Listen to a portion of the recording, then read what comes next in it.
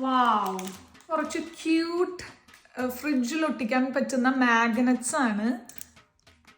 Oh my God, ഇത് മിററായിരുന്നു. എന്റെ ദൈവ, ഇത് പൊട്ടിക്കാൻ പറ്റില്ലോ അല്ലേ? ഓക്കെ, ഞാൻ വിചാരിച്ചു ദൈവമേ ഒന്നും കാണുന്നില്ലല്ലോ ഇതിലൂടെ.